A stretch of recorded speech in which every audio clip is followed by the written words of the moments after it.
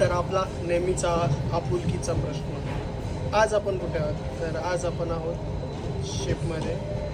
आज आपला ॲट सीचा तिसरा दिवस आहे. बिझी नाही आता बार, तर विचार केला थोडं काहीतरी इंटरेस्टिंग करूया. लहानपणी आपण आईस्क्रीम तर खाल्लंच असेल, तर तुम्हाला सॉफ्टी आईस्क्रीम माहीत आहे, जे आपण लहानपणी खायचो. तर त्याची मशीन आहे. तर आज आपण या मशीन कशी प्रिपेअर करतो ते आईस्क्रीम स्टोअरमधून पिकअप केल्यानंतर आपण डीप फ्रीजमध्ये ठेवतो. हे आईस्क्रीम डीप फ्रीजमधनं काढून आपल्याला आईस्क्रीम मशीनमध्ये लोड करायचं असतं. तर ही आहे आपली आईस्क्रीम मशीन. डीप फ्रोजमधलं आईस्क्रीम आपण घेऊन त्याला मेल्ट करून मग आपण ह्याच्यामध्ये टाकतो. ह्याला टँक बोलतात. हा आईस्क्रीम मशीनचा टँक आहे. आईस्क्रीम रेडी झाल्यानंतर कसं दिसतं ते मी आता तुम्हाला दाखवतो.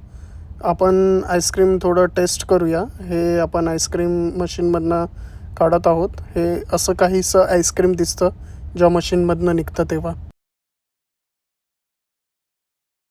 तर जे प्रोडक्ट तुम्ही बनवता ते तुम्हाला माहीत असणं गरजेचं आहे. तर हे आहे आपलं सॉफ्ट आईस्क्रीम व्हॅनिला फ्लेवर. थोडं टेस्ट करूया. एक नंबर. आता मी तुम्हाला आईस्क्रीम मशीनची क्लिनिंग प्रोसेस दाखवतो. जेवढं सोपं वाटतं तेवढं आहे नाही. ही आईस्क्रीम मशीन क्लीन करायला आम्हाला 3 बकेट सिस्टम यूज करावं लागतं. वॉश, रिन्स आणि सॅनिटाईज. आणि ही मशीन क्लीन करायला आम्हा दोघांना जवळजवळ 1 तास लागला.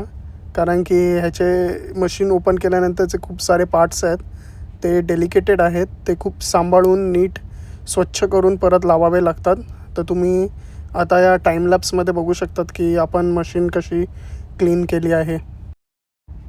मशीन क्लीन केल्यानंतर आपल्याला मशीन पुन्हा असेंबल करावी लागते. तर हे सगळे पार्ट्स परत जसेच्या तसे जागेवर लावून मशीन पुन्हा असेंबल करावी लागते आणि ती साफ कपड्याने पुसून परत लावावी लागते. तर आता आपण आहे ना बार क्लोजिंग करत आहोत.